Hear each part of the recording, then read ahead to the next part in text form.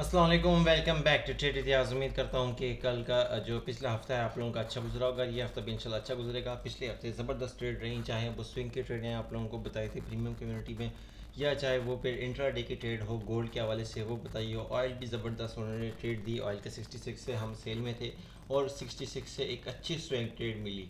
और अभी right now अगर सिचुएशन देखें तो 60 तक ऑयल गिर चुका है। और स्विंग ट्रेडिंग का मैं बार बार बता रहा था, जब 66 और 67 पे मार्केट थी बार बार प्रीमियम कम्युनिटी में भी। और जिन लड़कों ने पर्सनल में रब्ता किया उनको भी बताया कि आप ऑयल को एक लंबा सेल कर सकते हैं, 700 800 900 पिप्स के लिए सेल कर सकते हैं अगर आप होल्ड कर सकते हैं। मेन चीज़ है होल्डिंग पावर अगर आपकी अच्छी हो। गोल्ड में इंट्राडे के हवाले से हमारा, मैं सबको बताता हूँ कि हमारा जो टारगेट होता है पर डे, फॉर एग्जांपल आज की जो लेवल बताऊँगा उसका टारगेट 100 पिप्स होता है। तो अल्हम्दुलिल्लाह पिछले हफ्ते की जो क्लोजिंग हुई ऑलमोस्ट 1000 टिप्स हमने प्रॉफिट निकाला। 1000 टिप्स बहुत बड़ी चीज़ है अगर आप उसको प्रॉपरली कैच करते हो। मेन चीज़ ये है कि जो चीज़ मैं बता रहा हूँ कि फॉर एग्जांपल यहाँ से बाय जा सकती है, यहाँ से हम बाय एग्जीक्यूट करेंगे, फिर भी आप वहाँ से बाय एग्जीक्यूट करते हो या लेट करते हो। अक्सर मसला ये होता है कि मेन चीज़ बहुत सारे लड़कों को जो मैंने मसला फेस किया है ना, लड़के करते में मसला होता है उनको, वो ये होता है कि आप उनको कह देते हो कि फॉर एग्जांपल बाय करना है। फॉर एग्जांपल मैंने कह दिया कि यहाँ से बाय करना है, तो वो फॉर एग्जांपल यहाँ से मार्केट निकल गई ना, उसके बाद जब निकल जाएगी तब वो पूछेंगे कि क्या वहाँ से एग्जीक्यूट करना चाहिए या नहीं करना चाहिए। फिर वो क्या करेंगे कि यहाँ ऊपर से ऐसे ऊपर यहाँ पे एग्जीक्यूट कर देंगे जब ट्रेड वहाँ से निकल चुकी होगी। फिर जब मार्केट उन लेवल्स पे आती है जहाँ से आपने एग्जीक्यूट करने का कहा होता है, फिर इनकेस अगर एसएल लगता है तो फिर उनका एक अच्छा खासा तगड़ा बड़ा एसएल हो जाता है। लेकिन रिस्क बहुत लेते हैं, रिवॉर्ड कम ले जाते हैं। या फिर ऐसा होता है कि मार्केट वो एग्जीक्यूट यहाँ से कर लेते हैं, फिर 100 टिप्स का जो टीपी होता है वो भी उनसे वेट नहीं होता। वो स्विंग ट्रेड तो बहुत दूर की बात है, वो इंट्रा डे में 100 पिप्स के भी उनका वेट नहीं होता कि भाई ये जल्दी से हम इसको बंद कर दें कहीं वापस ना आ जाए। एक डर होता है, खौफ होता है, और फिर उस डर की वजह से वो ट्रेड को जल्दी वहाँ से एग्जैक्ट कर जाते हैं। इस डर को, इस जो आपको साइकोलॉजिकली आप पे प्रेशर होता है मार्केट का, इसको किस तरह कम किया जा सकता है? इसको सिर्फ और सिर्फ एक ही तरीका है कम करने का कि आपके पास अकाउंट में फ़ंड है तो आपका लॉट साइज छोटा होना चाहिए। एक बात, दूसरी बात, आपको सीखना होगा। जब आप सीखेंगे तब आपको कॉन्फिडेंस आएगा। जब आपको पता ही नहीं है कि मार्केट किसी के सुनने पे, किसी के अयाज के कहने पे, किसी की भी कहने पे आपने बाय कर लिया, तो अयाज को पता है या किसी और को पता है कि उसने आपको क्यों बाय करने का कहा, किन लॉजिक किन रीजंस के साथ उसने आपको बाय करने का कहा है, आपको नहीं पता। जब आपको नहीं पता, आपको सिर्फ बातें आपने सुनी है और उस पर आपने अमल किया है, तो इसमें कॉन्फिडेंस ख़त्म हो जाता है, आपका कॉन्फिडेंस ख़त्म नहीं होता आपको।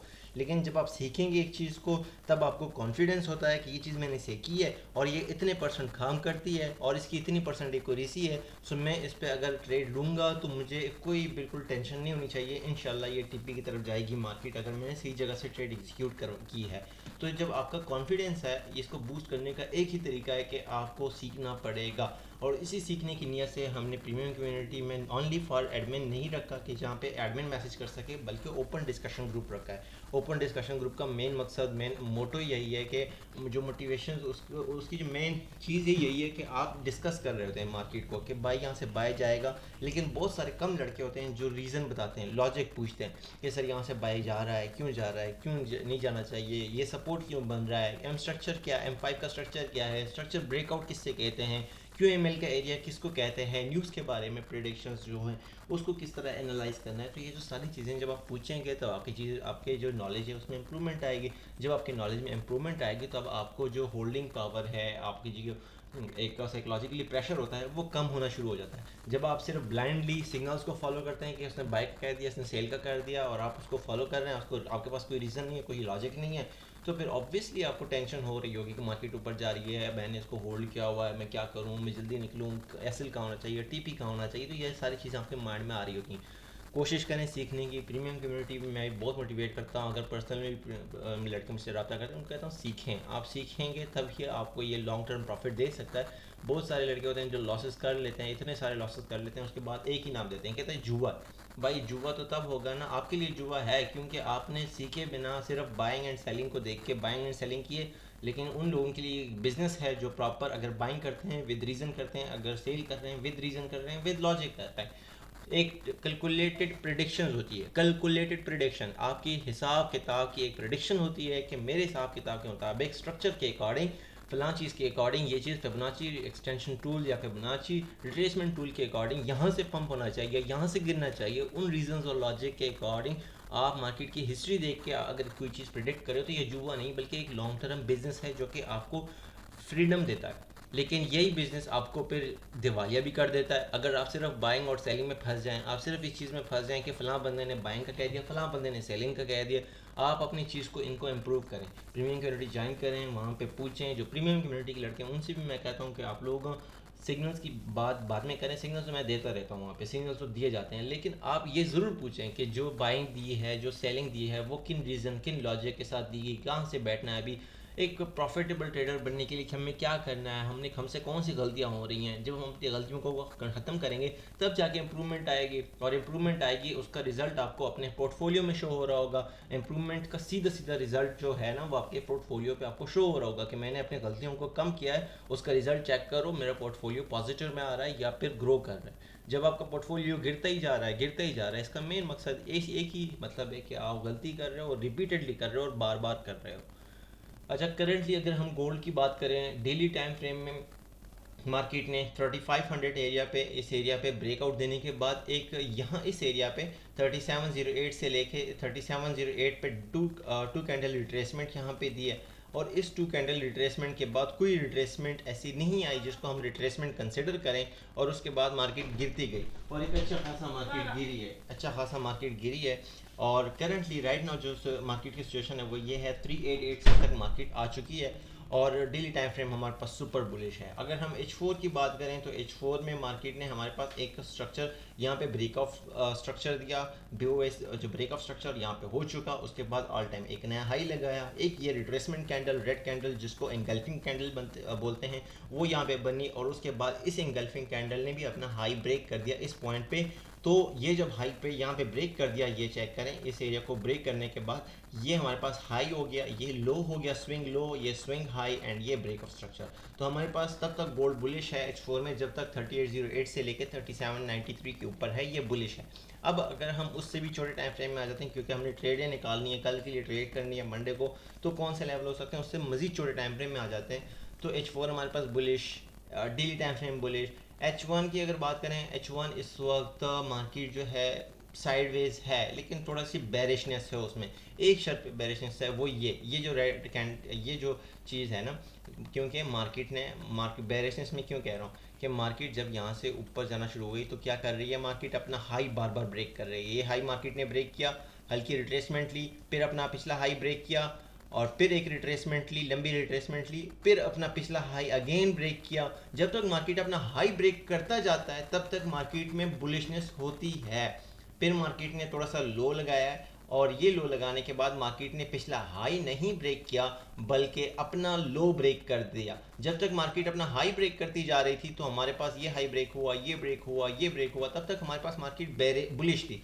लेकिन जैसे ही मार्केट ने अपना लो ब्रेक करना शुरू कर दिया तो ये इसका सीधा मतलब कि मार्केट इस वक्त बेरिश हो चुकी है, बेरिशनेस मार्केट में है। अब ये बेरिशनेस कब तक होती है, स्ट्रक्चर हमें ये बताता है, मैं हवाई बातें नहीं करता, स्ट्रक्चर हमें ये बताता है कि जब मार्केट अपना लो ब्रेक करती है उसके बाद जब तक हाई ब्रेक नहीं होता, ये वाला हाई, ये हाई, मैं सीधा सीधा फिगर ही मेंशन कर देता, इसको उठा के सीधा उधर एक पॉइंट लाइन, 1 पॉइंट एजेंडा जिसे कह सकते हैं, 1 पॉइंट लाइन लगा लेता हूँ, 3895। जब तक इस रेड कैंडल का हाई 3895.238 ये जब तक ब्रेक नहीं होता तब तक H1 के अकॉर्डिंग मार्केट में थोड़ी बहुत बेरिशनेस होती है और मार्केट नीचे आने के चांसेस हैं। तो कल हम क्या कर सकते हैं, H1 के बिहाफ पे एक छोटा सा यहाँ से ट्राई ले सकते हैं सेल का, और ये होगा 93 से लेके 95 का एरिया। कौन सा एरिया, 93 से लेके 95 का एरिया। और जब तक इस ब्लैक लाइन जो कि 2895 है, 2895.200 के ऊपर जब तक कोई H1 की कैंडल इसके ऊपर क्लोज नहीं होती तब तक हम अपनी सेल को होल्ड कर सकते हैं। फॉर एग्जांपल कल अगर खुदा न खास्ता कल मार्केट सुबह अर्ली मॉर्निंग में ऊपर ही ओपन हो गई, 3906 पे ओपन हो गई, तो वो एक अलग स्टोरी है। अगर यहाँ पे ही ओपन हो जाती है, इधर ही ओपन हो जाती है और फिर जाते जाते 93 पे आ जाती है, तो फिर हम 93 से लेकर 95 से सेल करेंगे। जब तक 95 के ऊपर H1 की क्लोजिंग नहीं आती हम उसको होल्ड कर सकते हैं, और फिर एक अच्छे हमें 100 पिप्स आराम से मिल जाएगी, क्योंकि हम ट्रेड कर रहे हैं इंट्राडे के हवाले से। तो हमारे पास ये एक सेलिंग एरिया है सिर्फ और सिर्फ इस शर्त पे कि जब तक 95 ब्रेक नहीं होता हम एक अच्छा 100 पिप्स जो है वो गेन कर सकते हैं मार्केट से, एक सेलिंग एरिया। अब स्ट्रक्चर के अकॉर्डिंग बाइंग एरिया ढूंढना है, क्योंकि H4 बाय है, डेली टाइम फ्रेम बाय है, H1 बेशक हमारे पास H बेरिश है, लेकिन उससे एक और यूनिक चीज़ M30B हमारे पास बुलिश है। M30 देखें, M30 बुलिश कैसे है मैं आपको बताता हूँ। अभी मार्केट ये हाई, यहाँ से मार्केट ये हाई लगाया मार्केट ने, ये एक लो लगाया, पिछले हाई को मार्केट ने ब्रेक किया यहाँ पे, यस ब्रेक कर दिया, फिर लो लगाया मार्केट ने और फिर अगेन अपने पिछले हाई को यहाँ पे अगेन ब्रेक कर दिया मार्केट ने। तो जब मार्केट अपना हाई पे हाई ब्रेक करती है तो इसका सीधा सीधा मतलब है कि मार्केट बेरिश है, सॉरी बुलिश है स्ट्रक्चर।